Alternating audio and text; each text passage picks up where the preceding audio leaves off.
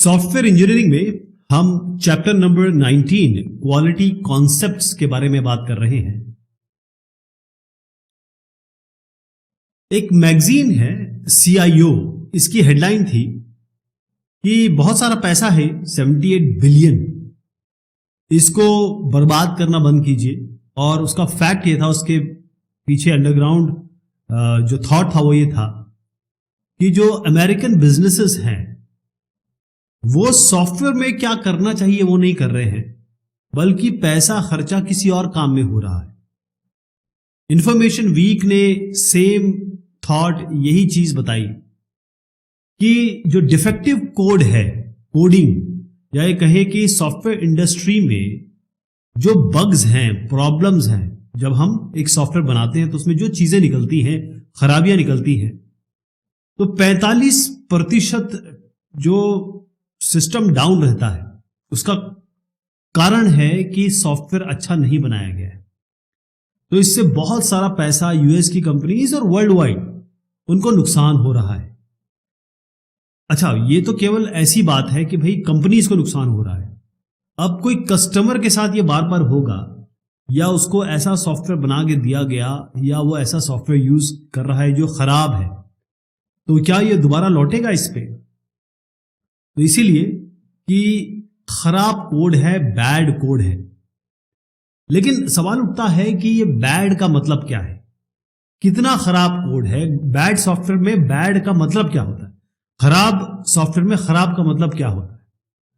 तो इसके लिए जो एक्सपर्ट कहते हैं कि अगर 1000 लाइन ऑफ कोड है, 1000 लाइन ऑफ कोड ऐसे लिखा हुआ है, और 1000 में 3 या 4 डिफेक्ट हो या प्रॉब्लम हो, तो इसका मतलब है कि आपका सॉफ्टवेयर जो प्रोग्राम बना रहे हैं वो आपका इतना पुअर, इतना खराब, इतना डिस्ट्रेसिंग परफॉर्मेंस देगा कि पूछिए मत। और जो डेवलपमेंट का कॉस्ट होता है सॉफ्टवेयर का, उसका आधा पैसा, मतलब हाफ, आप सोचिए, वो सॉफ्टवेयर टेस्टिंग के समय ये जो बग्स हैं इनको ठीक करने में, इनको निकालने में लग जाता है। सारा पैसा इसी में लगता है। जो सॉफ्टवेयर बना चुके होंगे वो जानते हैं इस चीज को, मैं क्या कह रहा हूं। 2005 में कंप्यूटर वर्ल्ड कहता है कि जो खराब सॉफ्टवेयर है ये हर एक ऑर्गेनाइजेशन में प्लेग की तरह फैल गया है या फिर इफेक्ट कर रहा है।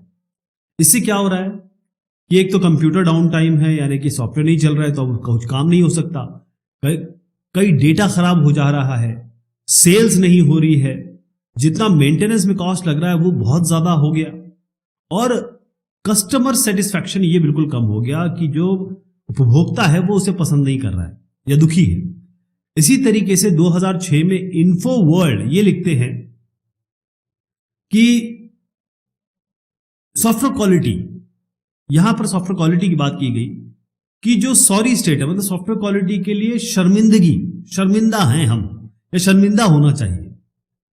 ये जो सॉरी स्टेट है सॉफ्टवेयर क्वालिटी का, ये अभी भी है, और ये अभी भी सॉफ्टवेयर क्वालिटी सॉफ्टवेयर में नहीं डाली गई है, मतलब क्वालिटी का एस्पेक्ट ही नहीं आया है। तो जब ये सॉफ्टवेयर क्वालिटी की बात शुरू हुई, बहुत सारे करीबन 1,100,000 प्रोफेशनल्स, उन्होंने बताया कि भाई जो सॉफ्टवेयर क्वालिटी इंजीनियर्स हैं वो सबसे खुश लोग हैं, क्योंकि सबसे बढ़िया पैसा वही कमा रहे हैं और सारा काम उन्हीं को मिल रहा है।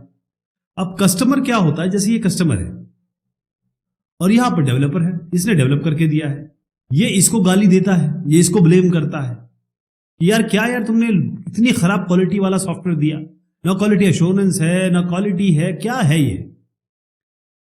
डेवलपर इनको ब्लेम करता है, ये डेवलपर हो गया, ये कस्टमर हो गया, ये इनको ब्लेम करता है, ये इनको गालियां देता है।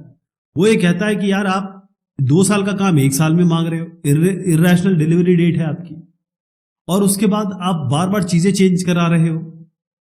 ये सब जो चीजें हो रही, इसके कारण से हम बगैर वैलिडेट किए गए, बगैर इसमें क्वालिटी लाए हुए, बगैर वेरीफाई किए हुए आपको अब देना पड़ता है आपके प्रेशर के कारण। तो एक दूसरे के ऊपर ब्लेम गेम चल रहा है। What is quality? यहां पर एक साहब देख रहे हैं जो अपनी बाइक पे है, और यहां छोटी सी चीज दी हुई है, ये जो आप देख रहे हैं इसको मैं बताता हूं ये क्या है। तो रॉबर्ट पेर्सिक साहब, इनकी एक किताब है, बड़ी अच्छी किताब है, Zen and the art of motorcycle maintenance. इस मोटरसाइकिलों को कैसे मेंटेन किया जाए, तो इन्होंने क्वालिटी के बारे में कहा। अब क्वालिटी क्या है ये अलग बात है, सॉफ्टवेयर क्वालिटी पे हम बाद में आएंगे। क्वालिटी क्या है, इन्होंने अपने बारे इस क्वालिटी का ताल्लुक से कहा कि क्वालिटी को हम जानते भी हैं, नहीं भी जानते, और क्वालिटी आपस में जो भी इसके बारे में बात है वो सेल्फ कॉन्ट्रडिक्टरी है, एक चीज दूसरे से अलहदा है या उल्टी है। लेकिन कुछ चीजें अच्छी हैं, कोई चीजें ज्यादा क्वालिटी दिखाती है, लेकिन जैसे ही आप पूछना शुरू करेंगे, कहना शुरू करेंगे कि क्वालिटी क्या है, कोई चीज नहीं मिलती है। क्या करें क्वालिटी के लिए, कहें क्या, डेफिनेशन क्या दें, इसके बारे में बात क्या करें। लेकिन जैसे आप कहेंगे यार क्वालिटी की डेफिनेशन तो नहीं दी जा सकती है, तब आप कहते हैं नहीं नहीं क्वालिटी तो हम जानते हैं क्वालिटी क्या होती है। मतलब क्वालिटी आप जानते भी नहीं है लेकिन जानते भी है। अगर इसको हम कोई नहीं जान रहा है तो भाई प्रैक्टिकल पर्पसेस में यहां पर किस तरीके से इसको लाया जाएगा, क्या ये प्रैक्टिकल पर्पस में लाया जा सकता है, किस ग्रेड पे, क्वालिटी की डेफिनेशन क्या दोगे, पैरामीटर्स क्या होंगे, एट्रीब्यूट्स क्या होंगे। क्यों ऐसा होता है कि कई लोग किसी चीज के लिए बहुत अच्छा पैसा दे देते हैं, किसी के लिए बिल्कुल नहीं देते, कचरे में भी उनको सोना मिल जाता है। तो इन्होंने जो सारी बात कही वो ये था कि ये गोल गोल गोल गोल घूम रहे हैं हम क्वालिटी को लेके। तो अल्टीमेटली इन्होंने कहा कि यार what the hell is quality, ये क्वालिटी है क्या एग्जैक्टली। ये साहब हैं डेविड गार्विन साहब, हार्वर्ड बिजनेस स्कूल में थे, अब तो इनका देहांत हो गया है। इन्होंने कहा कि क्वालिटी बड़ी कॉम्प्लेक्स है और इसके बहुआयामी है ये, मतलब इसके कई फेसेस हैं, कई तरीके से आप इसके बारे में बात कर सकते हैं, और 5 अलग अलग पॉइंट ऑफ व्यू, दृष्टिकोण से अगर हम इस पे बात करें तो इन्होंने क्या कहा। पहला है ट्रांसीडेंटल व्यू। क्वालिटी का मतलब ट्रांसीडेंटल व्यू में यह है कि बस आप देख के आपको अच्छा लगेगा। जैसे आप कोई सुंदर महिला को देखते हैं या हैंडसम आदमी को देखते हैं, तो महिलाएं हैंडसम आदमी को देख के बोलती हैं यार हैंडसम है, लेकिन आप डिफाइन नहीं कर सकते कि क्या हैंडसमनेस है, बस अच्छा लगा, है ना। तो कुछ चीज अच्छी लगती है लेकिन बस पता नहीं इसको कैसे बताएं। यूजर व्यू का मतलब क्या है कि अगर मैंने कोई चीज मांगी एज ए यूजर और मुझे जो सामान मिला वो मेरा काम कर रहा है, मेरे गोल को जिससे मेरा काम आसान होता है वो मुझे मिल गया, तो हम कहेंगे हाँ भाई ये सामान जो है क्वालिटी वाला सामान है। मैन्युफैक्चरर व्यू क्या है इसमें, मैन्युफैक्चर कैसे सोचता है कि मैं एक मैन्युफैक्चरर हूं, मैंने कोई प्रोडक्ट बनाया और इसमें जो भी स्पेसिफिकेशन मैंने तय किए थे वो सब पैरामीटर्स में है। तो अगर ये प्रोडक्ट मेरे सारे स्पेसिफिकेशन को, मानकों को, काम मैंने जो जो तय किया था उसको पूरा करता है, तो ये क्वालिटी सॉफ्टवेयर है, क्वालिटी प्रोडक्ट है या क्वालिटी वाली चीज है। प्रोडक्ट भी क्या होता है कि क्वालिटी में मान लीजिए कोई प्रोडक्ट बनाया आपने, वो प्रोडक्ट जिस काम के लिए बनाया गया, क्या क्या यह फंक्शन, क्या क्या ये काम करता है, क्या क्या फीचर दिखाता है, क्या क्या विशेषता है इसकी, अगर इसमें कुछ फंक्शन और फीचर ऐसे हैं जो चाहिए और ये प्रोवाइड करता है, इसमें है ये कैरेक्टरिस्टिक, तब आप कहेंगे क्या क्वालिटी सॉफ्टवेयर है यार। प्रोडक्ट व्यू हो गया। वैल्यू बेस्ड व्यू क्या हो गया कि अब as a customer, as a user, मैं कितना डॉलर, कितना पैसा, रुपीस या डॉलर इसको देना चाहता हूं। अगर मैं इसको खरीदने के लिए पैसा खर्च करना चाहता हूं या खर्च करने में मुझे कोई गिला शिकवा नहीं होगा, इसका मतलब ये क्वालिटी सॉफ्टवेयर है। 2 शब्द इसमें आएंगे या 2 कंटेंट में कहूंगा, एक है क्वालिटी ऑफ डिजाइन और एक होता है quality of conformance. Quality of design का मतलब यह होता है कि एक डिजाइनर है, उसने कोई प्रोडक्ट बनाया या प्रोडक्ट बनाना चाहता है, तो उसके लिए वो क्या तय करता है कि इसमें क्या क्या होना चाहिए। जैसे कोई एक सामान बना रहा है तो कौन से मटेरियल किस ग्रेड का लगेगा, इसमें इसके टॉलरेंसेस क्या होने चाहिए, किस पे टूटेगा किस पे नहीं टूटेगा, इसका परफॉर्मेंस क्या होना चाहिए, परफॉर्मेंस के मानक या स्पेसिफिकेशन, ये क्या क्या, जैसे एक बाइक है 160 180 पे चलनी चाहिए, ये इसकी क्वालिटी हो सकती है। डिजाइन क्वालिटी किसी भी प्रोडक्ट के लिए, इसका मतलब यह है कि अगर आपने स्पेसिफिकेशन ये पूरे कर रहा है, जिस प्रोडक्ट को जिस स्पेसिफिकेशन में, जिस मानकों के तहत बनाया गया कि भाई ये प्रोडक्ट ये काम करने चाहिए, अगर वो कर रहा है तो आप कहेंगे इसमें क्वालिटी है। वहीं पर हम अगर सॉफ्टवेयर के बारे में बात करें तो क्वालिटी ऑफ डिजाइन का मतलब यहां पर इस चीज का मतलब यह होता है कि अगर यूजर ने कुछ कहा है उसके हिसाब से जो सॉफ्टवेयर का फंक्शन है, जो सॉफ्टवेयर काम करता है और फीचर है जो जो ये प्रोवाइड करता है, जो जो काम ये करने की संभावना रखता है, और ये सब जो चीजें हैं ये रिक्वायरमेंट मॉडल में दी गई हैं और रिक्वायरमेंट मॉडल की सारी चीजें, फंक्शन और फीचर यूजर को मिलते हैं, तो आप कहेंगे यार इसमें तो क्वालिटी है, क्वालिटी ऑफ डिजाइन है। क्वालिटी ऑफ कॉन्फॉर्मेंस क्या होता है? कॉन्फॉर्मेंस मतलब ये होता है कि किसी लॉ को फॉलो करना, इसको कॉन्फॉर्मेंस कहते हैं, किसी चीज को फॉलो करना। लॉ तो नहीं कहूंगा, लेकिन लॉ मैंने नाम इसलिए लिया है क्योंकि लॉ को हम फॉलो करते हैं, उसको मानते हैं। क्वालिटी ऑफ कॉन्फॉर्मेंस का मतलब ये होता है वो डिग्री जिसमें जब आपने सॉफ्टवेयर को इंप्लीमेंट किया या प्रोडक्ट को बनाया तो इसका जो डिजाइन था और इसका रिक्वायरमेंट था, जो रिक्वायरमेंट थे यूजर के और जब आपने डिजाइन बनाया, उन दोनों को ये कॉन्फर्म करता है, उन दोनों को फॉलो करता है, उन दोनों को एडहियर करता है, उन दोनों को मानता है। तो रॉबर्ट ग्लास साहब ये कहते हैं कि जो यूजर सेटिस्फैक्शन है, मतलब मुझे जब अच्छा लगे एज ए यूजर, तो ये तीन चीजों का जोड़ होता है, गठजोड़ होता है। ऐसा प्रोडक्ट जो कंप्लायंट हो, यानी क्वालिटी ऑफ परफॉर्मेंस आ गई, अच्छी क्वालिटी हो, क्वालिटी के बहुत सारे मानक हो सकते हैं, और बजट के अंदर, शेड्यूल के अंदर आपको दे दिया जाए, मिल जाए, आपने पैसा भी ज्यादा खर्च नहीं किया और समय से पहले मिल गया आपको। इन तीनों को मिलाएंगे तब यूजर खुश होता है। तो कहने का मतलब यह है कि अगर एज ए यूजर आप खुश हो जाते हैं या कोई भी यूजर किसी चीज को लेकर खुश हो जाता है, तो बाकी चीजें, क्वालिटी को छोड़िए, आप बस खुश हो जाए, आप कहेंगे कि ये सॉफ्टवेयर, मतलब ये सॉफ्टवेयर, ये कोई प्रोडक्ट क्वालिटी है। इसमें डिमार्को साहब यहां पर कहते हैं कि जो प्रोडक्ट क्वालिटी है, सॉफ्टवेयर क्वालिटी है, ये किसका फंक्शन है कि अभी जो हमारा विश्व है उसको ये कितना और चेंज कर रहा है अच्छे के लिए। अब विश्व कैसे चेंज होगा? जैसे आपकी लाइफ चेंज होगी अच्छे के लिए। अगर आप 10 रुपए कमाते हैं, कल को आप 100 रुपए कमाने लगे तो आपकी लाइफ अच्छी होगी, है ना? तो अगर सॉफ्टवेयर या प्रोडक्ट क्वालिटी उसका ऐसा है कि वो क्वालिटी आपकी चीजों को बढ़ा रही है, आपकी जिंदगी को अच्छा कर रही है, तो वर्ल्ड, विश्व के तौर पे सब चीजें ठीक हो रही है। देखिए, अगर सॉफ्टवेयर या फिर कोई प्रोडक्ट आपको ऐसा बेनिफिट दे रहा है कि आप कह रहे हैं यार कमाल है, मेरी तो लाइफ आसान हो गई। अगर माइक्रोवेव नहीं होता या वॉशिंग मशीन नहीं होती या फिर डिश वॉशर नहीं होते तो कैसे काम चलता? हमारा नहीं चल पाता ना। इन्होंने हमारी लाइफ चेंज कर दी है। तो अगर इसमें कभी कभी कुछ फॉल्ट आ जाए तो आप कहते ठीक है चलेगा, लेकिन मेरी जिंदगी तो आसान हो गई। तो इसका मतलब सॉफ्टवेयर क्वालिटी का मतलब ही यही होता है कि भाई हमारे काम को आसान कर रहा है। थोड़ा बहुत रिलायबिलिटी इश्यूज, परफॉर्मेंस प्रॉब्लम आदमी झेल लेता है या इग्नोर कर देता है। सॉफ्टवेयर क्वालिटी को हम डिफाइन कैसे करेंगे, इसकी परिभाषा कैसे देंगे? तो सॉफ्टवेयर क्वालिटी का मतलब यह है, सब चीजों को मिला लीजिए। अब सॉफ्टवेयर क्वालिटी का मतलब यह है ऐसे सॉफ्टवेयर प्रोसेस जो इफेक्टिव हो, यानी आप स्टेप वाइज चलेंगे। सॉफ्टवेयर प्रोसेस का क्या मतलब है? जैसे अगर आप वाटरफॉल मॉडल यूज करते हैं या एजाइल करते हैं या स्पाइरल यूज करते हैं, तो आप सॉफ्टवेयर का पूरा प्रोसेस फॉलो कर रहे हैं, लेकिन ये इफेक्टिव होने चाहिए उस काम के लिए। और इनको इस तरीके से हम अप्लाई कर रहे हैं, इस तरीके से यूज कर रहे हैं ताकि ये एक यूजफुल प्रोडक्ट बनाए। ऐसा प्रोडक्ट जो यूजफुल हो, पता चला कि आपने वो बनाया जो किसी के यूज का ही नहीं है। और साथ में ये पैसा या फिर सेटिस्फैक्शन किसको दे?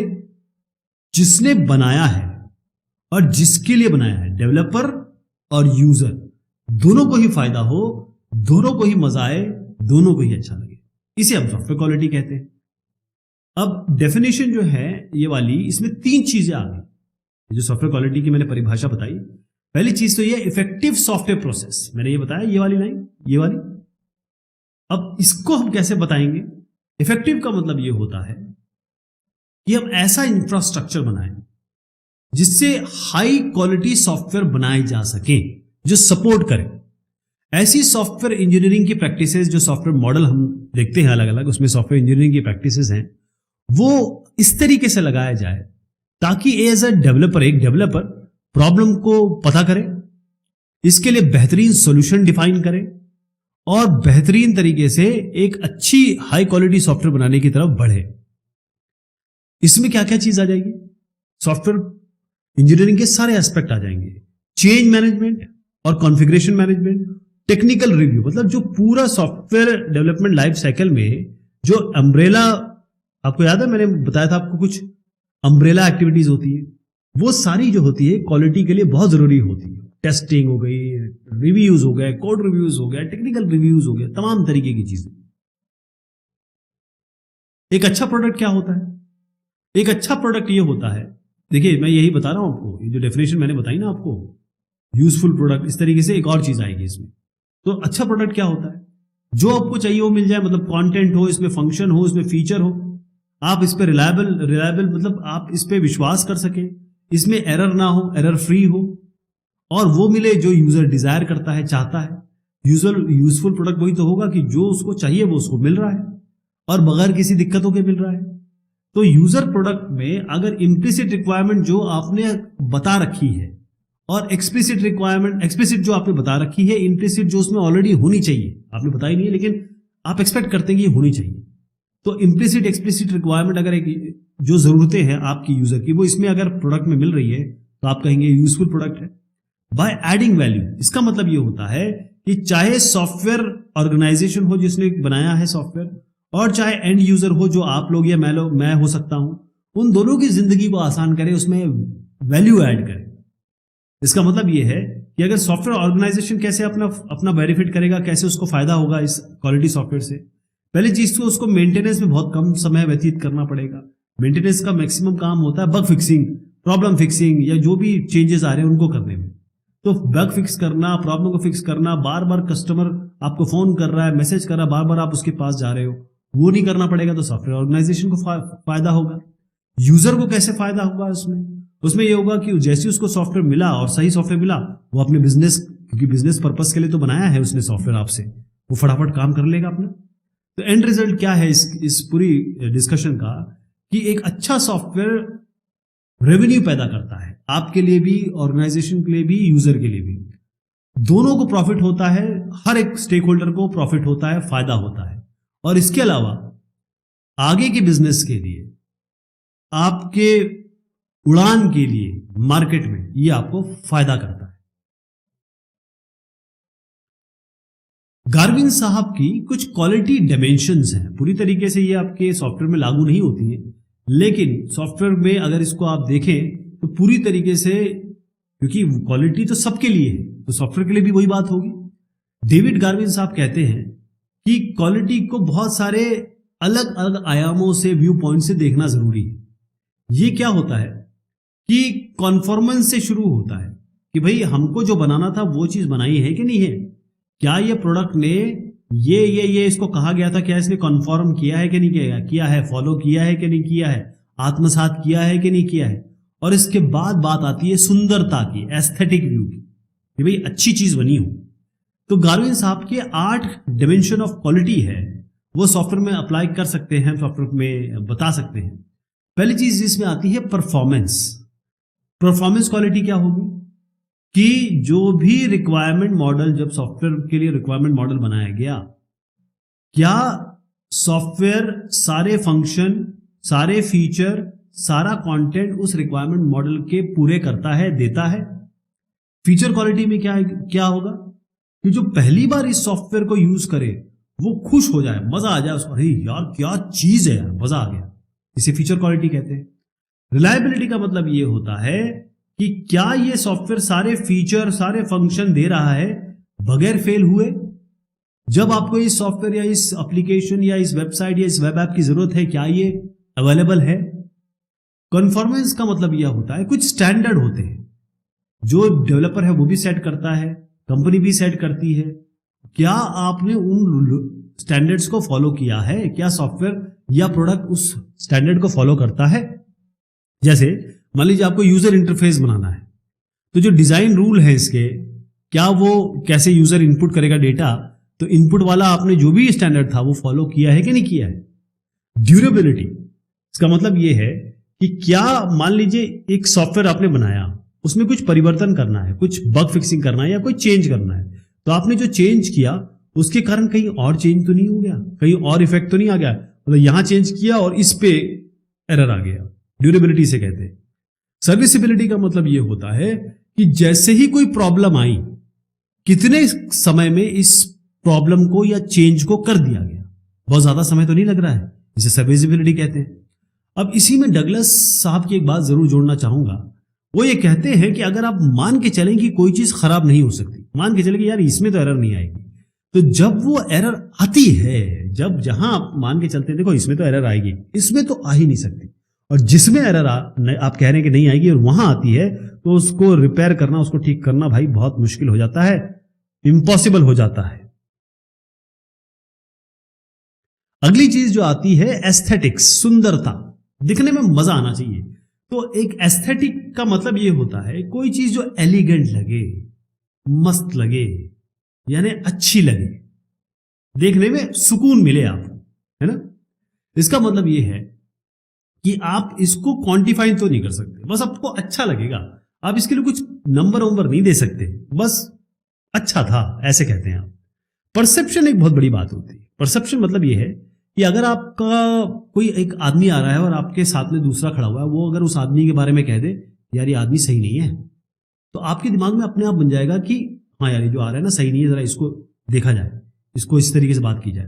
तो प्रेजुडिसेस, हम मान के चलते हैं कि किसी ने टोपी लगाई है और दाढ़ी है, तो हमारा एक परसेप्शन बना दिया गया है कि ये कैसा आदमी है, जबकि आपको पता है कि जो एक उनके बैकग्राउंड है या उनके उसमें कहा गया है किताबों में, इतनी बेहतरीन चीज कही गई है कि अगर आप सुन लेना तो मजा आ जाए। तो हम लोग प्रेजुडिसेस पे चलते हैं, अच्छे लोगों को भी हम बुरा सोचने लगते हैं। जैसे कोई एक ऐसा वेंडर है जिसने गलतियां कर रखी है, तो आप मान के चलेंगे कि अगर ये सॉफ्टवेयर जो बना रहा है ना ये खराब ही बनाएगा। इसी तरीके से कोई ऐसा वेंडर है जिसने बेहतरीन चीज बना के दे रखी है, तो अगर उसमें प्रॉब्लम होगी भी तो आप मानने को तैयार नहीं होंगे। तो गवर्नमेंट का ये कहना है कि भाई ये जो डिमेंशंस हैं ये थोड़े सॉफ्ट है, या फिर लोग मानते हैं कि इनके ना जो ये डिमेंशन है क्वालिटी के जो अलग अलग आयाम हैं वो थोड़े सॉफ्ट है, थोड़ा हार्ड होना चाहिए। तो हार्ड को कैटेगराइज किस तरीके से किया गया कि भाई ये जो चीजें कहेगी ना ये हवा में कह दी इन्होंने, हम तो इसको मेजर करने की बात करेंगे। आप सुंदरता को मेजर करो, यानी कोई अगर टेस्टिंग के समय जितने डिफेक्ट निकल के आ रहे हैं उन नंबर्स के बारे में बात करो, बस ये नहीं करो कि बस अच्छा होना चाहिए, ऐसा होना चाहिए, वैसा होना चाहिए। कोई भी चीज जिसको हम मेजर कर सके या किसी तरीके से इनडायरेक्टली उसको पता कर सके, जैसे यूजेबिलिटी हो गया, मेंटेनेबिलिटी हो गया। मैकॉल्स क्वालिटी फैक्टर्स। अब मैकॉल साहब और उनके साथी रिचर्ड्स और वॉल्टर्स, इन्होंने कहा कि सॉफ्टवेयर की जो क्वालिटी है यानी कि गुणवत्ता है, उसके पीछे क्या क्या फैक्टर हो सकते हैं या सॉफ्टवेयर क्वालिटी को क्या क्या इफेक्ट कर सकता है। तो उसके लिए उन्होंने 3 भाग में इसको डिवाइड किया, 3 इंपॉर्टेंट एस्पेक्ट जो सॉफ्टवेयर से रिलेटेड हैं। और वो क्या हो सकते हैं? पहला है आपका कि ऑपरेशनल कैरेक्टरिस्टिक, जब सॉफ्टवेयर पे काम किया जाएगा तो उसमें क्या क्या चीजें आएंगी, ऑपरेशन जब ये करेगा, जब इस पे आप काम करेंगे। Ability to go the under change या एबिलिटी टू अंडरगो चेंज, इसका मतलब ये हुआ कि अगर आप कुछ परिवर्तन करते हैं सॉफ्टवेयर में तो वो किस तरीके से बिहेव करता है, कितने इजीली आप इसे चेंज कर सकते हैं, परिवर्तन कर सकते हैं। और तीसरा है इसमें एडेप्टेबिलिटी टू न्यू एनवायरनमेंट। अब नए कॉन्फ़िगरेशन, नए एनवायरनमेंट में इसको ले जाएंगे तब ये सॉफ्टवेयर कैसे बिहेव करेगा। तो पहला हो गया प्रोडक्ट ऑपरेशन, उसके बाद होता है आपका प्रोडक्ट रिवीजन, जिसको हम अंडरगो चेंज या परिवर्तन करेंगे, इसमें क्या होगा। और फिर पोर्टेबिलिटी, रीयूजेबिलिटी और इंटरऑपरेबिलिटी, ये आता है एडेप्टेबिलिटी टू न्यू एनवायरनमेंट, नए एनवायरनमेंट में जब इसको पोर्ट करेंगे, डालेंगे या फिर इसको ट्रांसफर करेंगे। तो मैकॉल साहब और बाकी उनके जो दोस्त हैं वो इनको डिस्क्राइब करते हैं, वो बताते हैं कि ये फैक्टर क्या क्या कर रहे हैं। तो इसमें हम सबसे पहले प्रोडक्ट ऑपरेशन में करेक्टनेस से शुरू करते हैं। करेक्टनेस का मतलब ये होता है कि यूजर की कुछ इच्छाएं हैं, यूजर ने कुछ स्पेसिफिकेशन आपको दिए हैं, कुछ आपने रिक्वायरमेंट तय की है, और यूजर की कुछ इस सॉफ्टवेयर से कुछ ऑब्जेक्टिव है कि मुझे ये अचीव करना है। कितना ये सॉफ्टवेयर ये कर रहा है उसे हम करेक्टनेस कहते हैं। क्या वो सही है जो उसको चाहिए था। रिलायबिलिटी का मतलब ये होता है विश्वसनीयता, आप उस पर विश्वास कर रहे हैं, रिलाय कर रहे हैं। इसका मतलब ये है कि जो काम करने के लिए, जो फंक्शन के लिए सॉफ्टवेयर बनवाया गया है वो कर रहा है और साथ में कितने प्रिसीशन से कर रहा है, कितने सही, मतलब स्केल में दे दीजिए। मान लीजिए 100% आप चाहते थे, 90% कर रहा है, 80% कर रहा है। इसकी हम आगे और भी एक बहुत प्रिसाइज डेफिनेशन देखेंगे रिलायबिलिटी और अवेलेबिलिटी की। इसके बाद आता है, रिलायबिलिटी हो गया, एफिशिएंसी। एफिशिएंसी का मतलब ये होता है दक्षता, यानी कि कितना ये कंप्यूटिंग रिसोर्स यूज करता है, यानी कितनी मेमोरी यूज करेगा, कितना आपका सीपीयू टाइम यूज करेगा, और साथ में कोड कितना इसमें लिखा हुआ है। इंटीग्रिटी का मतलब क्या है कि अगर सॉफ्टवेयर पे कोई बाहरी अटैक होता है, या फिर मान लीजिए कोई आदमी इसमें घुसना चाहता है जो कि अनाधिकृत है, अनऑथराइज्ड है, उसको ये कैसे कंट्रोल करता है, कैसे रोकता है, कितनी इंटीग्रिटी है। यूजेबिलिटी का मतलब ये होता है कि जब कोई यूज करने जाएगा, चाहे वो एक्सपीरियंस्ड हो, चाहे वो पहली बार यूज कर रहा है, तो कितने आसानी से उसे समझ सकता है, उस पर काम कर सकता है सॉफ्टवेयर पे। अच्छा, जो सॉफ्टवेयर पे जो इनपुट दिए जाएंगे, क्या उसको वो इनपुट आसानी से समझ में आ जाएंगे, क्या वो आउटपुट जो देगा सॉफ्टवेयर उसको वो इंटरप्रेट कर सकता है, समझ सकता है। मेंटेनेबिलिटी, मेंटेनेबिलिटी आ रही है आपके प्रोडक्ट रिवीजन में। तो मेंटेनेबिलिटी क्या होती है कि मान लीजिए कोई एरर आ गया, तो उसको किस तरीके से फिक्स किया जा सकता है और कितना एफर्ट लगेगा। पहले तो एरर को पता करना और उसको फिक्स करना, यानी उसे ठीक करना, मेंटेनेबिलिटी में आता है। इसके बाद जो अगली चीज आती है वो इसी में प्रोडक्ट रिवीजन में अगर आप देखें तो वो आती है फ्लेक्सिबिलिटी। फ्लेक्सिबिलिटी का मतलब यह है कि जब आपका चलता हुआ प्रोग्राम में आप कुछ परिवर्तन करते हैं तो कितना एफर्ट लगेगा आपको, फ्लेक्सिबिलिटी। टेस्टेबिलिटी में क्या आएगा, टेस्टेबिलिटी में यह है कि अब आपको टेस्ट करना है प्रोग्राम को, तो उसमें कितनी मेहनत लगने वाली है, कितना एफर्ट लगने वाला है।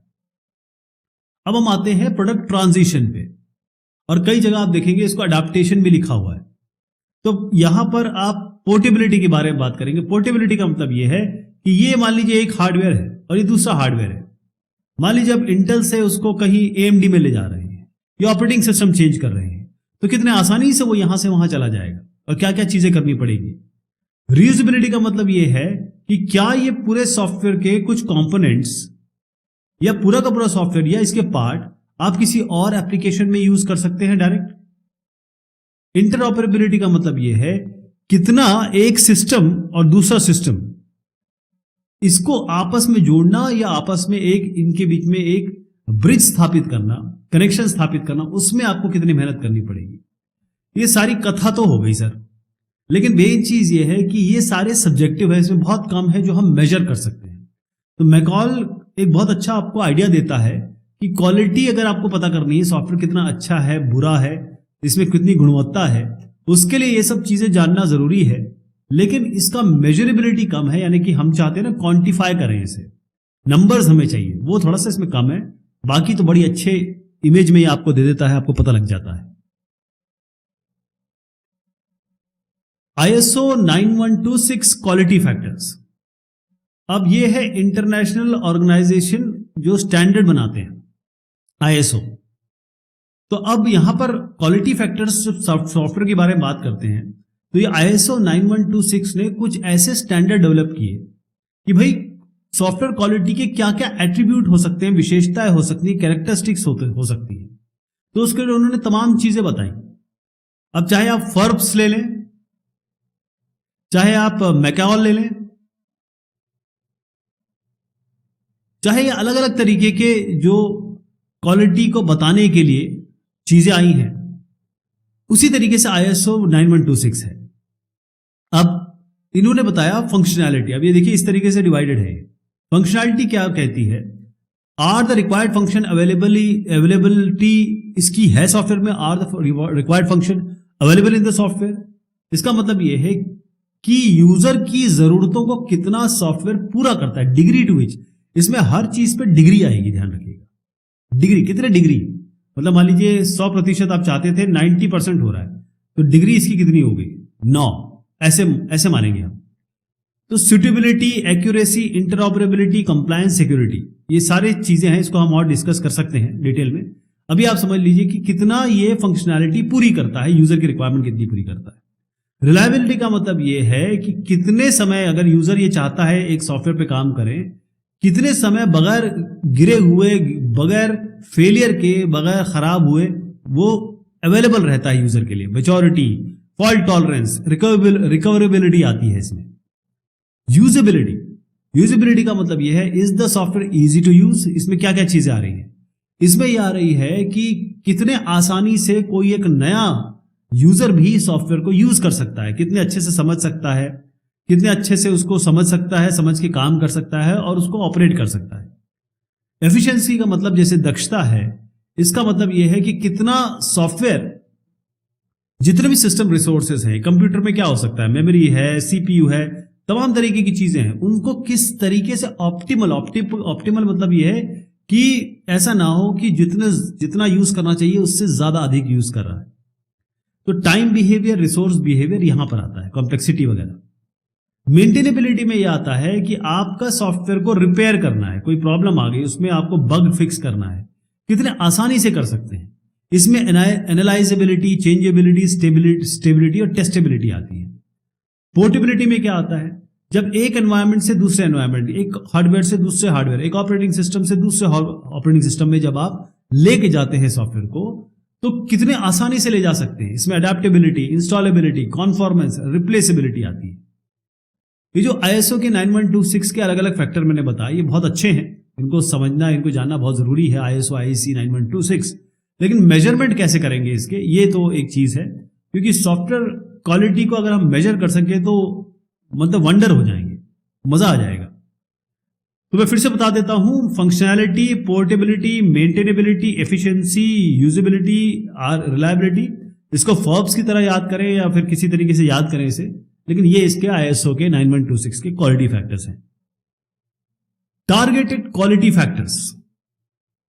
अब हम क्वालिटी के बारे में बात करते हैं तो मैकॉल साहब ने, या मैकॉल के जितने भी हमने क्वालिटी फैक्टर्स देखे, उसमें बहुत सारे क्वालिटी फैक्टर हैं। अब फॉर एग्जांपल हम समझते हैं कि भाई हमको किसी चीज को चेक करना है तो कैसे करेंगे। एक एग्जांपल देता हूं, वो सबके लिए होगा, मतलब ऐसे जितने भी मैकॉल की क्वालिटी फैक्टर्स हैं उन सबके लिए वो लागू होगा।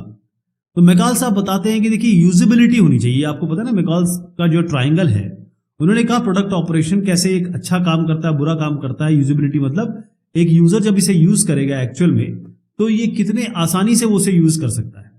तो मैकॉल साहब का जैसे यूजेबिलिटी है, एक बहुत इंपॉर्टेंट क्वालिटी फैक्टर है। अगर आपसे पूछा जाए ये इसी के लिए यूजेबिलिटी, कि मान लीजिए आप किसी सॉफ्टवेयर पे काम करना चाहते हैं और इसका ये यूजर इंटरफेस बनाया गया है, तो इसको आपको यूजेबिलिटी के तहत चेक करना है, कैसे करेंगे। तो मैकॉल साहब ने बताया कि भाई यूजेबिलिटी में क्या क्या आ रहा है।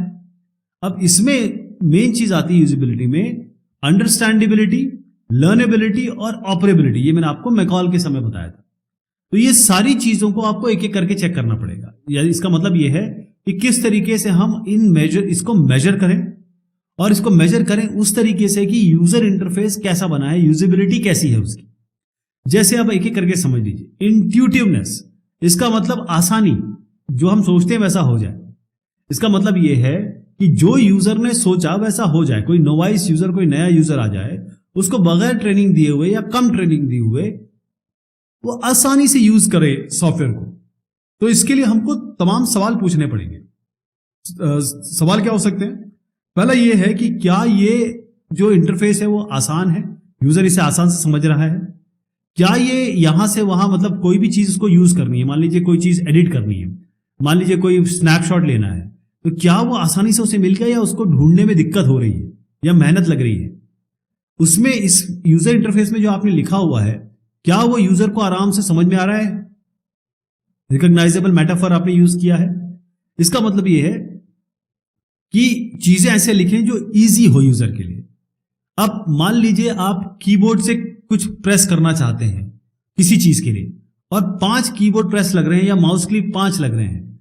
हो सकता है ये 2 में हो जाए काम, 3 में हो जाए। तो कितना कम से कम आपने यूजर को इजी बनाया है इसके लिए।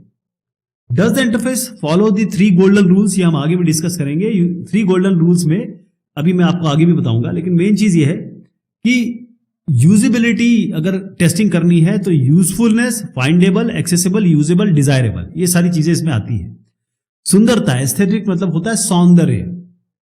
क्या ये समझने में और यूज करने में यूजर के लिए मदद कर रहा है। एफिशिएंसी, दक्षता। अब यहां पर हम जब दक्षता के बारे में बात करते हैं मैकॉल क्वालिटी फैक्टर्स में या एट्रीब्यूट्स में, इसका मतलब यह है कि क्या हम आसानी से जो भी सॉफ्टवेयर का ऑपरेशन है, सॉफ्टवेयर में जो इंफॉर्मेशन दी है उसको आसानी से पता कर पा रहे हैं, जान पा रहे हैं और उसको शुरू कर पा रहे हैं। तो इसके लिए आप यूजेबिलिटी अगर आपको टेस्ट करनी है या फिर यूजेबिलिटी के लिए आपको कहा जाए कि भाई मैकॉल का ये क्वालिटी फैक्टर है, इसको चेक करिए, तो आप क्या सवाल पूछेंगे अपने?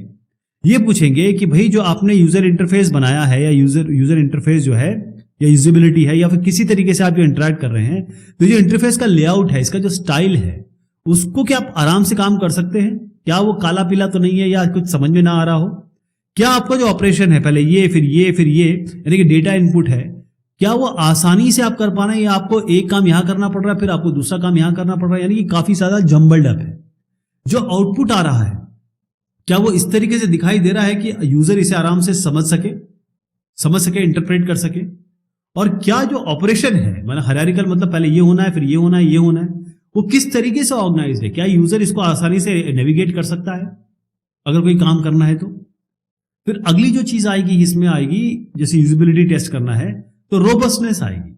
इसका मतलब अगर गलत डेटा दे देते हो आप या कोई ऐसा इंटरेक्शन करते हो, यूजर ऐसा इंटरेक्शन कर देता है इस यूजर इंटरफेस के साथ या सॉफ्टवेयर के साथ कि इसके गिरने के चांसेस हैं, सॉफ्टवेयर के फेल होने के चांसेस हैं, तो सवाल ये आएगा कि अगर आपने कुछ इसमें ऐसी चीज डाली, ऐसा नंबर डाला, जैसे मान लीजिए आपको लैटिट्यूड डालना है या लॉन्गिट्यूड डालना है या एक काम करिए एंगल डालना है, तो 0 से 360 डिग्री मान लीजिए ये है, आपने 361 डाला तो क्या हुआ?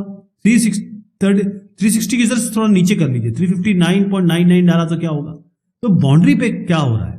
और अगर बाउंड्री पे कोई चीज ऐसी हो भी जा रही है तो सॉफ्टवेयर एकदम से धन से कोई ब्लू स्क्रीन वाला एरर दे रहा है या फिर आपको बता रहा है कि नहीं नहीं साहब ये नहीं हो पाएगा, और आसानी से वो इसको जज्ब कर जाए, शॉक को। रोबस्टनेस में एक और चीज आएगी, ये होता ये है कि यूजर के सामने अगर कोई चीज आई और वो गलत हो गया तो क्या आप पीछे जा सकते हैं? क्या कोई ऐसी चीज जो यूजर करता है उससे आप पीछे की तरफ आ सकते हैं? इसमें एक और चीज आती है कि कोई एरर कंडीशन आ गई, सॉफ्टवेयर फंक्शनैलिटी से हो सकता है। क्या आपका ऐसा डायग्नोसिस है, क्या ऐसा गाइडेंस है, जब कोई ऐसी एरर आती है तो क्या आपको कोई एरर कोड निकल के आता है कि भाई ये गलती तो हो गई है लेकिन इसको सॉल्व करने का तरीका हम देते हैं, ये इसका तरीका है। रिचनेस मतलब ये होता है कि कितने ज्यादा फंक्शनैलिटी या फीचर सेट या विशेषताएं आपको इंटरफेस दे रहा है या फिर आप यूज कर सकते हैं। क्या आपका यूजर के हिसाब से चीजें कस्टमाइज कर सकते हैं? मान लीजिए कोई प्रिविलेज यूजर है, कोई नेव यूजर है या कोई एडमिन है, उन सबके लिए कुछ प्रिविलेजेस या चीजें आराम से काम कर रही हैं। और क्या इंटरफेस आपको मैक्रो कैपेबिलिटी देता है, यानी कि आपके जो कॉमन ऑपरेशन है, मान लीजिए बहुत सारी चीजें हैं, बार बार आप कैसे करेंगे? जैसे आप गिम्प में जाएंगे तो आप उसमें एक बार सेट कर दीजिए कि पहले मैं इमेज को खोलूंगा, फिर एडिट करूंगा, फिर इसका साइज ही चेंज करूंगा, फिर इसको क्रॉप करूंगा। ये चारों काम बार बार नहीं करने पड़ेंगे, बस एक बार एक बैच बना के रख लीजिए, सारे काम एक साथ हो जाएंगे। तो ये गिम्प जो सॉफ्टवेयर है उसमें है। क्या ऐसी चीज है? देखिए, जितना भी मैंने अभी आपसे सवाल पूछे उसका आपने जवाब दिया होगा मन में, और जितने आंसर्स आपके सही निकलते हैं और मैक्सिमम सही निकलते हैं, इसका मतलब ये है, ये चांसेस हैं कि आपका सॉफ्टवेयर अच्छी क्वालिटी का प्रदर्शन करेगा, अच्छी गुणवत्ता का प्रदर्शन करेगा। द कॉस्ट ऑफ क्वालिटी, गुणवत्ता के लिए कॉस्ट लगता है, पैसा भी लगता है, एफर्ट भी लगता है, सारी चीज लगती है। इसमें एक बड़ी अच्छी लाइन है, देखिए, we know that the quality is important, हम जानते हैं क्वालिटी बहुत जरूरी है, बट इसके लिए हमें पैसा भी लगेगा और जेब से पैसा तो लग रहा है, साथ में टाइम भी लगेगा।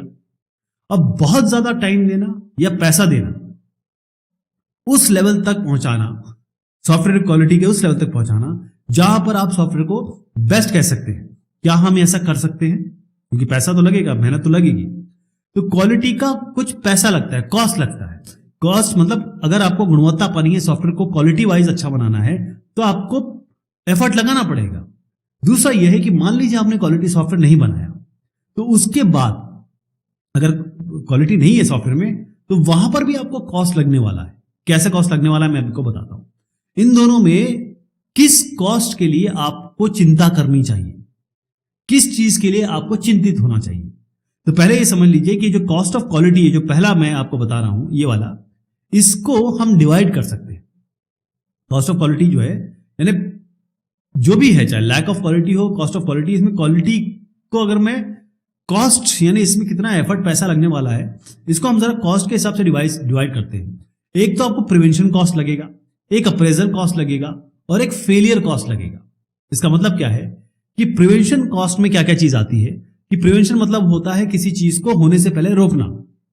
तो यहां पर जो मैनेजमेंट तैयारी करेगा, पहले प्लान करेगा और क्वालिटी कंट्रोल और क्वालिटी एश्योरेंस ये सारी एक्टिविटी लगाएगा, इसके लिए कॉस्ट लगेगा नहीं लगेगा, मेहनत लगेगी नहीं लगेगी।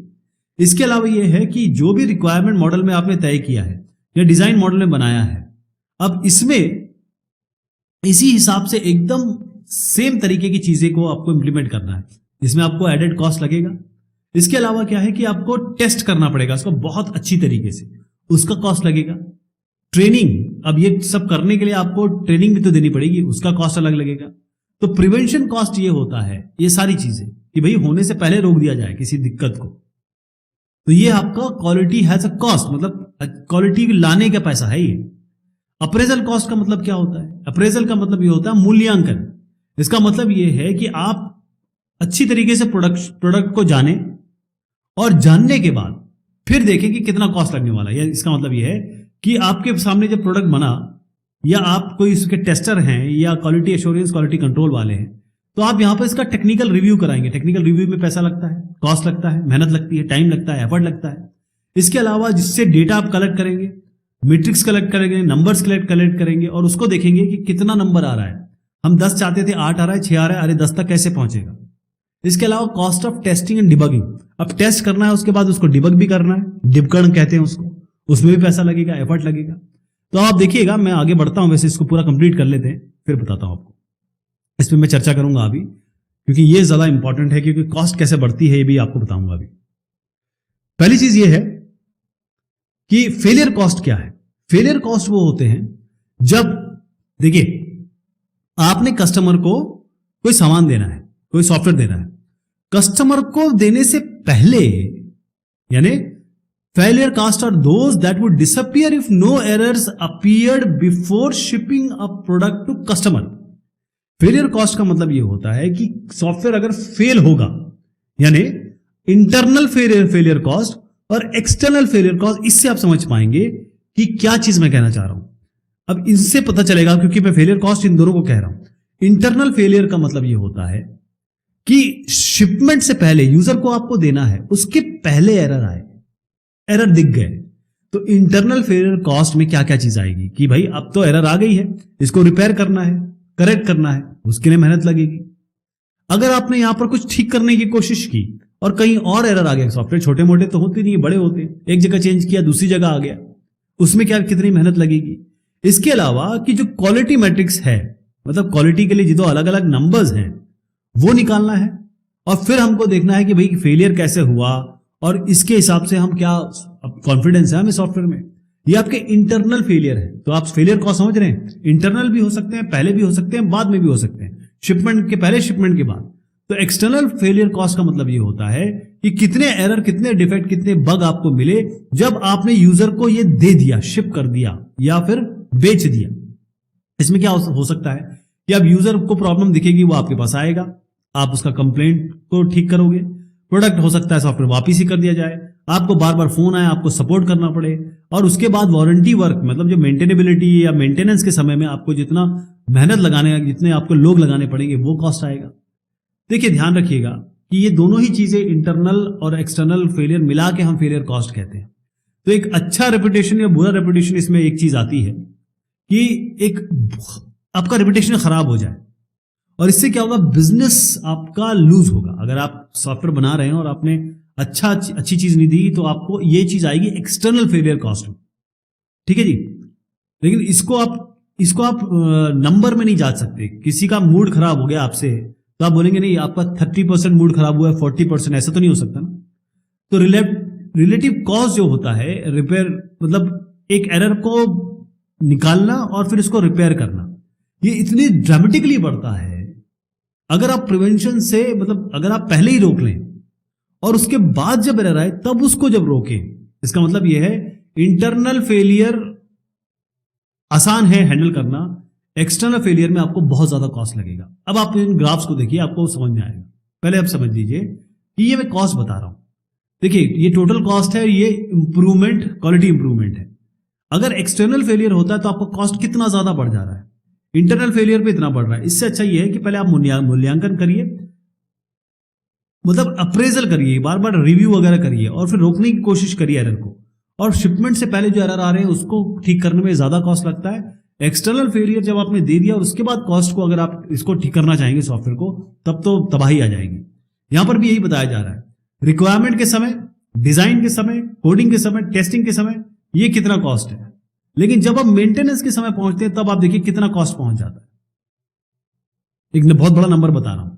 तो कॉस्ट ऑफ क्वालिटी में एक बहुत बेहतरीन ग्राफ दिखाता हूं आपको। ये कॉस्ट है, ये आपके परसेंट डिफेक्ट्स है। आप पूरी तरीके से सॉफ्टवेयर को 100% श्योरिटी के साथ आप बग फ्री तो नहीं दे सकते, कुछ ना कुछ चीजें रह जाएंगी। लेकिन आप को ये देखना है कि कितना देना है, कैसे देना है, क्योंकि टाइम और कॉस्ट भी तो है। बजट के अंदर रहना है और बजट के अंदर रह के टाइम तक उसको डिलीवर भी करना है।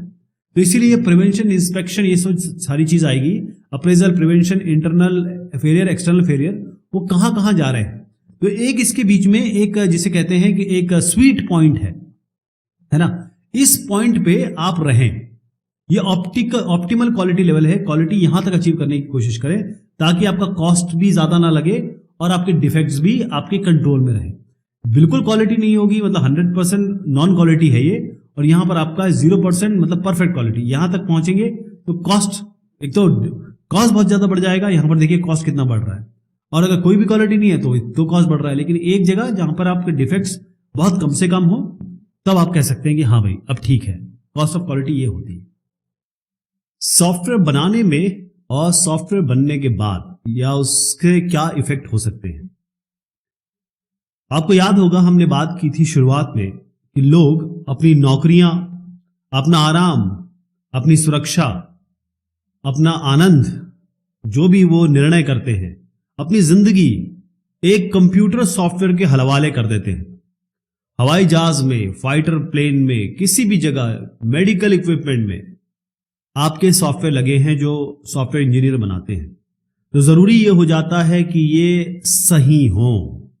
अब मैं आपको एक एग्जांपल देता हूं, इससे आप एहसास करेंगे। बहुत छोटा एग्जांपल है, ऐसे तमाम एग्जांपल हो चुके हैं।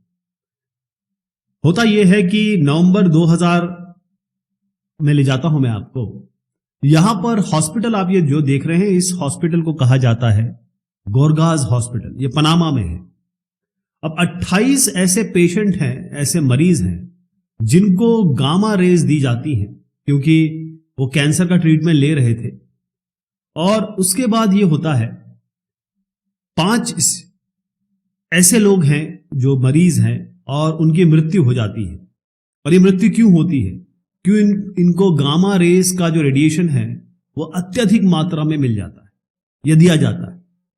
15 ऐसे हैं, बेचारे खुद मरीज हैं, लेकिन उनको इतने ज्यादा सीरियस कॉम्प्लिकेशन उभर आते हैं कि पूछे मत।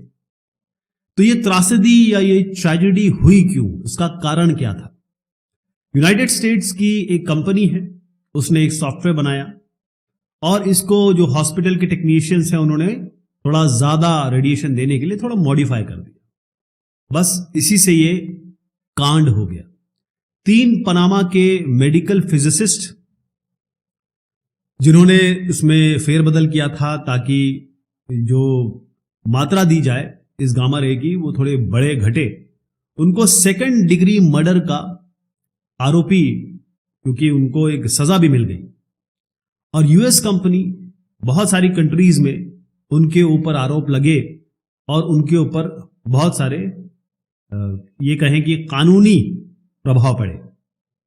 तो कहने का तात्पर्य यह हो गया कि अगर खराब क्वालिटी का सॉफ्टवेयर बनाएंगे तो उसमें रिस्क रहेगा, उसमें कहीं ना कहीं डर रहेगा और उसके कॉन्सिक्वेंसेस, उसका जो कंक्लूजन है, रिजल्ट है, वो बहुत ही खतरनाक होगा। लोगों की जानें जा सकती हैं। हमेशा कंपनी में एक सबसे बड़ा आदमी होता है, फिर उसके नीचे लोग होते हैं और जो सॉफ्टवेयर इंजीनियर हैं, एनालिस्ट हैं, डिजाइनर हैं, बहुत नीचे आते हैं। तो जो डिसीजन है मैनेजमेंट का, यानी कि जो सबसे ऊपर लोग हैं, उनके डिसीजन या वो क्या डिसाइड करते हैं, वो क्या करते हैं, उसका इंपैक्ट, उसका प्रभाव कैसे पड़ता है। सॉफ्टवेयर क्वालिटी या सॉफ्टवेयर की जो गुणवत्ता है, जो प्रबंधन है, मैनेजमेंट, उसके जो डिसीजन है, उसका भी उतना ही असर पड़ता है सॉफ्टवेयर क्वालिटी पे, गुणवत्ता पे, जितना कि टेक्नोलॉजिकल डिसीजन है। मान लीजिए एक प्रोग्राम लीड है, प्रोजेक्ट लीडर है, प्रोजेक्ट मैनेजर, जो भी आप कह लीजिए, वो डिसीजन लेता है एक सॉफ्टवेयर टीम के तहत, और इस सॉफ्टवेयर टीम में आप हैं, हम हैं, लेकिन जो सबसे उच्च अधिकारी है उस सॉफ्टवेयर बनाने में, वो टेक्निकल डिसीजन लेता है, लेकिन उसके ऊपर मैनेजमेंट वाले लोग बैठे हैं, तो ये बहुत ज्यादा इफेक्ट करता है। प्रोजेक्ट लीडर जो है वो हो सकता है कि ऐसे डिसीजन ले ले जो प्रोडक्ट क्वालिटी में अच्छा या बुरा दोनों प्रभाव डाल सकते हैं। तो मैं आपको 3-4 चीजें बताता हूं इसकी। जैसे एस्टिमेशन डिसीजन, ऐसा अनुमान लगाना। एस्टिमेशन का मतलब यह होता है कि अनुमान लगाना, और इस तरीके का कोई अगर डिसीजन लिया जाए। एक सॉफ्टवेयर टीम बहुत कम होता है कि जो छोटे लेवल पे लोग हैं या बेसिक लेवल पे लोग हैं, मॉडरेट लेवल पे, वो डिलीवरी डेट और बजट के ऊपर बात करें या उनसे राय ली जाए या फिर उनको पूरी तरह इन्वॉल्व किया जाए। ऐसा बहुत कम होता है। होता यह है कि मैनेजमेंट डिसीजन ले लेता है कि देखिए भाई, ये 1 साल में हम प्रोजेक्ट बना के देंगे और 2 करोड़ में बना के देंगे। अब इसकी सैनिटी चेक कर लेते हैं ये लोग नीचे वाले, मतलब जो प्रोजेक्ट टीम वाले हैं, कि हाँ ठीक है, ओके, हाँ डेट ठीक लग रही है, माइलस्टोन भी ठीक लग रहा है। तो एक सैनिटी चेक दिमाग से सोच के अंदाजे से काम कर लेते हैं। लेकिन होता यह है कि ये मान तो गए, जब प्रेशर आता है, जब डेट आती है और अनरियलिस्टिक डिलीवरी डेट होती है कि भाई 1 साल हो गया, अरे 8 महीने में कर दो यार, जो मेरा कॉम्पिटिटर है वो उसने सॉफ्टवेयर उतार दिया है, ऐप उतार दिया है, लाओ जल्दी लाओ। तो जब इस तरीके की अनरियलिस्टिक या ये कहें कि ऐसी डेट हमको मिलती है तो प्रेशर पड़ता है। अब इस प्रेशर में हम शॉर्टकट ढूंढते हैं कि भाई फटाफट फटाफट काम किया जाए, हो ना हो यार चलो पैच वर्क कर दें, और इससे क्वालिटी, गुणवत्ता ये सफर करती है, और अच्छी तरह सफर नहीं करती है, बुरी तरह सफर करती है। इसी में शेड्यूलिंग डिसीजन आता है। शेड्यूल मतलब यह होता है कि तय करना कि रास्ते को कैसे तय किया जाएगा, कैसे इस रास्ते को, सॉफ्टवेयर को कंप्लीट किया जाएगा। तो जब सॉफ्टवेयर प्रोजेक्ट शेड्यूल बनता है, ये शेड्यूलिंग में दिखाने की कोशिश कर रहा हूं, किस समय क्या होगा, किस महीने में क्या कंप्लीट होना चाहिए। तो इसमें डिपेंडेंसीज होती हैं, यानी एक दूसरे के ऊपर आधारण या आधारित चीजें बनती हैं। कैसे, कहने का मतलब यह है, एग्जांपल देता हूं कि ये बी है, ये सी है, ये डी, 3 अलग अलग कंपोनेंट में दिखा रहा हूं, और ये ए कंपोनेंट इन तीनों पे डिपेंड करता है। ए को आप तब तक टेस्टिंग पे नहीं ला सकते जब तक बी सी डी कंप्लीट ना हो जाए, या इनकी पूरी टेस्टिंग ना हो जाए। इन सबकी सारी टेस्टिंग कर लें, उसके बाद ए का नंबर आएगा। लेकिन इतना प्रेशर आता है, इतना डिलीवरी डेट, कॉस्ट, तमाम चीजें जब सॉफ्टवेयर डेवलपमेंट होता है तब होती है कि लोग या सॉफ्टवेयर इंजीनियर्स, टेस्टर एक को टेस्ट करने लगते हैं या एक को टेस्ट कर देते हैं। प्रॉब्लम क्या आती है, चलो अच्छा यह स्टब लगा दिया, सीम्स लगा दिया, हुक लगा दिया, ए को टेस्ट कर लिया, इसमें कोई दिक्कत भी नहीं है। प्रॉब्लम कहां आती है, प्रॉब्लम यहां आती है कि आपने बगैर बी सी डी के हुए ए को टेस्ट कर दिया। तो इसमें जो छुपी हुई त्रुटियां हैं, छुपे हुए डिफेक्ट, बग, एरर हैं, वो तो बहुत बाद में निकल के आएंगे, क्योंकि इनके साथ तो चेक नहीं किया। अब इनके साथ आप लगा देंगे, डिलीवर कर देंगे। तो ये, इससे क्वालिटी, गुणवत्ता जबरदस्त तरीके से मुंह के बल गिरती है। एक और इसमें आता है जो मैनेजमेंट के एक्शंस हैं, प्रबंधन या टॉप बॉसेस के, वो किस तरीके से इफेक्ट करते हैं, अच्छे या बुरे। रिस्क ओरिएंटेड डिसीजन, यानी यहां पर हम उन्मुखता दिखा रहे हैं रिस्क पे, उसके आधारित जो डिसीजन लेते हैं। पहली चीज तो यह है कि आप यहां से मान लीजिए ए जगह से बी जगह गए, क्या कभी कोई सोच सकता है कि मेरा एक्सीडेंट होगा? हर आदमी को लगता है एक्सीडेंट होते हैं, लेकिन मेरा कभी नहीं होगा। ये जो एक्सीडेंट होने की संभावना है वो कोई सोचता भी नहीं है। यानी कोई चीज गलत होगी, और अगर गलत होगी तो मुझे कौन सा प्लान बी एग्जीक्यूट करना है, मेरे पास कोई कंटिजेंसी प्लान है क्या?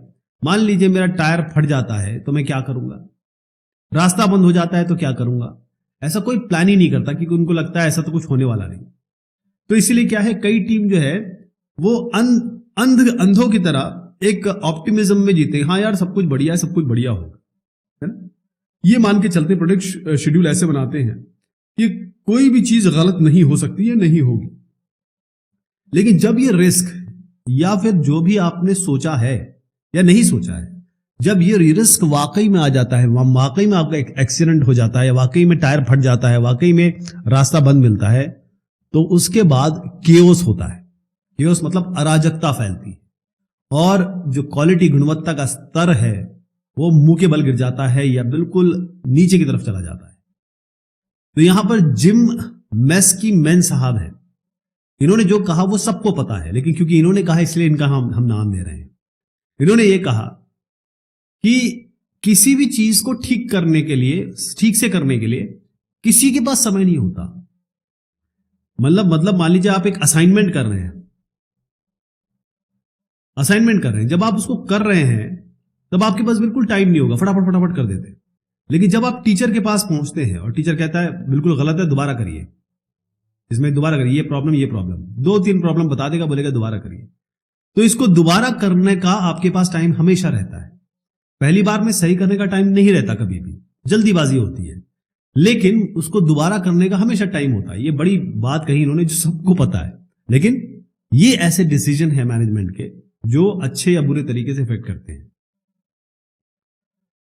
सॉफ्टवेयर क्वालिटी या सॉफ्टवेयर की गुणवत्ता को कैसे पाया जाए, how to achieve software quality. Software product quality के बहुत सारे अलग अलग एट्रीब्यूट हैं, फैक्टर हैं, विशेषताएं हैं, फीचर हैं, इसके पीछे आयाम है, इसके पीछे पहलू हैं, बहुत सारे। तो मैनेजमेंट और प्रैक्टिस, प्रबंधन और अभ्यास, इसको कैसे लगाया जा सकता है ताकि अच्छा सॉफ्टवेयर, अच्छे गुणवत्ता वाला सॉफ्टवेयर हमको मिले। तो इसके लिए हम सॉफ्टवेयर इंजीनियरिंग के अलग अलग तकनीकें, मेथड या तरीके अपनाते हैं। हम प्रोजेक्ट मैनेजमेंट या प्रबंधन, यानी हमारे पास कोई योजना है, परियोजना है, उसके प्रबंधन की तकनीकें लगाते हैं प्रोजेक्ट मैनेजमेंट की। क्वालिटी कंट्रोल, क्वालिटी मतलब गुणवत्ता, कंट्रोल मतलब होता है नियंत्रण, क्वालिटी कंट्रोल के बहुत सारे काम करते हैं। और क्वालिटी अश्योरेंस, यानी क्वालिटी मतलब होता है गुणवत्ता, अश्योरेंस मतलब होता है आश्वासन। क्वालिटी का नियंत्रण भी करना है, क्वालिटी का आश्वासन भी करना है। तो सॉफ्टवेयर इंजीनियरिंग मेथड से शुरुआत करते हैं। अब आप जानते हैं सॉफ्टवेयर डेवलपमेंट लाइफ साइकिल में बहुत सारे सॉफ्टवेयर मेथड्स होंगे, मतलब अलग अलग फेज में अलग अलग काम होते हैं, और वो पूरी तरीके से ऐसे होते हैं जो आपके सॉफ्टवेयर को अच्छा बनाने की कोशिश करते हैं। और सॉफ्टवेयर अच्छा बनेगा तो क्वालिटी अपने आप अच्छी होगी। तो अगर आप प्रॉब्लम समझ गए, यानी कि आपने रिक्वायरमेंट, पहले तो प्रॉब्लम समझ गया, रिक्वायरमेंट अच्छे से ले ली और डिजाइन बढ़िया बना दिया, तो ये एक सॉलिड फाउंडेशन या ये कहें कि नींव रखता है ताकि आप कंस्ट्रक्शन कर सकें, कोडिंग कर सकें। तो अगर आप ये प्रॉपर करते हैं, सॉफ्टवेयर इंजीनियरिंग मेथड अच्छे से लगाते हैं, तो बेहतरीन सॉफ्टवेयर निकल के आएगा। इसके चांसेस बहुत बढ़ जाते हैं। कोई भी यूज करें, prototype, spiral, waterfall, doesn't matter, अच्छे से करें। इसके बाद दूसरी चीज जो आती है कैसे हम गुणवत्ता पाएं, वो है प्रोजेक्ट मैनेजमेंट टेक्निक्स। यानी आपके पास एक प्रोजेक्ट है जिसे हम परियोजना या योजना कहते हैं, उसका प्रबंधन बहुत सटीक तरीके से करना पड़ेगा। अगर आपने गलत तरीके से मैनेजमेंट या फिर कहें कि प्रबंधन के डिसीजन इस पे लगा दिए तो क्वालिटी गिरेगी, खराब होगी। लेकिन अगर अच्छी तरीके से करना है तो क्या होगा, एक जो प्रोजेक्ट मैनेजर है, जो आपके प्रोजेक्ट का हेड है, मैनेजर है, प्रबंधक है आपके परियोजना का, वो क्या करेगा, वो प्रॉपर एस्टिमेशन लगाएगा कि भैया डिलीवरी डेट इतनी, 1 साल है, नहीं 1 साल नहीं, ये कम से कम मुझे 1 साल 3 महीने लगेंगे, इतना तो लगेगा ही लगेगा। वो उस तरीके से प्रबंधन करता है। उसके बाद जो शेड्यूल डिपेंडेंसी है, अगर ए बी पे डिपेंडेंट है, बी सी पे डिपेंडेंट है, तो वो शॉर्टकट लेने की कोशिश नहीं करेंगे। वो कोशिश करेंगे कि जब ये हो तभी ये हो, यानी प्रॉपर टेस्टिंग, प्रॉपर शेड्यूल को फॉलो किया जाएगा, शॉर्टकट नहीं लिया जाएगा। रिस्क प्लानिंग, कोई भी चीज जो खराब हो सकती है, गलत हो सकती है, उसका ध्यान रखा जाएगा और उसके बारे में कंटिजेंसी प्लान बनाया जाएगा ताकि सॉफ्टवेयर क्वालिटी ना गिरे। इसके अलावा एक और चीज जो इसमें आती है कि change management, configuration management, testing, वो सारे तकनीक जो इसमें लगाए जाते हैं, वो सब प्रोजेक्ट मैनेजमेंट की तकनीकें इसमें लगाने की कोशिश की जाएगी। क्वालिटी कंट्रोल, क्वालिटी कंट्रोल का मतलब होता है, इसका शाब्दिक अर्थ होता है कि गुणवत्ता पे नियंत्रण। अब गुणवत्ता पे नियंत्रण कैसे करेंगे? सॉफ्टवेयर इंजीनियरिंग एक्शन, हम सॉफ्टवेयर इंजीनियरिंग के जितने भी हमने चीजें सीखी हैं वो सब इसमें लगाएंगे। जितने भी वर्क प्रोडक्ट निकलते हैं, चाहे आपका सॉफ्टवेयर कोड हो, चाहे आपके डॉक्यूमेंट हो, चाहे बीच में कुछ अलग अलग चीजें हो, वो सब क्वालिटी के स्टैंडर्ड को मीट करना चाहिए। मतलब क्वालिटी के जो भी आपने मानक तय किए हैं उनको अचीव करना चाहिए, उनको कंफॉर्म करना चाहिए। तो मॉडल जैसे बनाया आपने, कोई भी चीज बनाई, उसको हम बाकायदा रिव्यू करेंगे, यानी हम समीक्षा करेंगे, ये देखेंगे कि पूरे बने हैं कि नहीं बने हैं, जैसे हम चाहते थे वैसे बने हैं कि नहीं बने हैं, कंसिस्टेंट बने हैं कि नहीं बने हैं। टेस्टिंग की जाएगी, टेस्टिंग में हम लॉजिक पे जाएंगे, डेटा जहां मैनिपुलेट हो रहा है वहां जाएंगे। अगर कहीं कम्युनिकेशन हो रहा है, अलग अलग इंटरफेसेस हैं डेटाबेस के लिए, नेटवर्क के लिए, वो सब हम तय करेंगे और देखेंगे अच्छी तरीके से कि कहीं गलती तो नहीं हो रही है, क्योंकि कुछ ऐसे पॉइंट्स है ना, वहीं पे गलतियां होती हैं। और एक्सपीरियंस जो होता है, वो क्वालिटी कंट्रोलर जो होते हैं उनको पता है कहाँ ज्यादा गलतियां होती हैं, वहीं पे वो गलतियां पकड़ने की कोशिश करेंगे। तो यहां पर मेजरमेंट जरूर करना है और पीछे यूजर को बताना, इसको डेवलपर को बताना है, टेस्टर को बताना है कि देखिए ये प्रॉब्लम है और फटाफट इसे ठीक करिए ताकि क्वालिटी सफर ना करे। तो क्वालिटी कंट्रोल का मतलब यही होता है, पहले आपको प्लान करना है। इसको पीडीसीए से याद रखिए आप, PDCA, plan, do, check, act. ये बार बार चलता रहता है। पहले प्लान करो, फिर से चेक करो, फिर एक्ट कि इस चेकिंग में हमें क्या क्या प्रॉब्लम दिखी। इसके बाद आता है क्वालिटी एश्योरेंस। क्वालिटी एश्योरेंस का मतलब होता है कि गुणवत्ता पर आश्वासन। गुणवत्ता का आश्वासन कैसे करेंगे आप? क्वालिटी एश्योरेंस जो है वो ये तब अच्छे से आप कर सकते हैं, आश्वासन तब दे सकते हैं कि हम वाकई में हम खुश हैं या हम ये जानते हैं कि हमारा प्रोडक्ट अच्छा है। तो इसके लिए एक तो सॉफ्टवेयर इंजीनियरिंग के जितने भी मेथड है वो लगाने हैं, समझदारी से प्रोजेक्ट मैनेजमेंट की तकनीकें यानी कि आपके परियोजना प्रबंधन की तकनीकें लगानी है, और क्वालिटी कंट्रोल करना है, यानी आप गुणवत्ता का नियंत्रण रखेंगे। अब ये सब अगर आप लगाएंगे तो अच्छा सॉफ्टवेयर बनने की संभावना बहुत बढ़ जाती है। क्वालिटी एश्योरेंस में बहुत सारी चीज आती है, खास तौर पे इसमें ऑडिटिंग होती है, रिपोर्टिंग होती है, पता करना और इसको रिपोर्ट करना। तो क्वालिटी कंट्रोल एक्शन जो जो हुए हैं उसके ऊपर क्वालिटी एश्योरेंस होता है। और क्वालिटी एश्योरेंस ये टॉप मैनेजमेंट का काम होता है। मैनेजमेंट की रिस्पॉन्सिबिलिटी होती है कि जो उनके सामने समस्या आई है, उनको लग रहा है कि ये समस्या है, उसके लिए वो रिसोर्सेज दें, उनके लिए लोग दें, पैसा दें, और ये जितनी भी प्रॉब्लम क्वालिटी कंट्रोल से निकल के आई है उसको वो ठीक करने के लिए पैसा, समय, सब कुछ दें। तो अब सॉफ्टवेयर क्वालिटी एश्योरेंस में एक तो प्रोडक्शन है, बिजनेस सिस्टम है, रिलीज टू मार्केट है, डेवलपमेंट है, और कहां पर क्या क्या हो रहा है आप देख रहे हैं। तो ये बहुत जरूरी है ताकि आप गुणवत्ता को पा सकें। तो ये बात हुई क्वालिटी कॉन्सेप्ट्स की। बहुत शुक्रिया।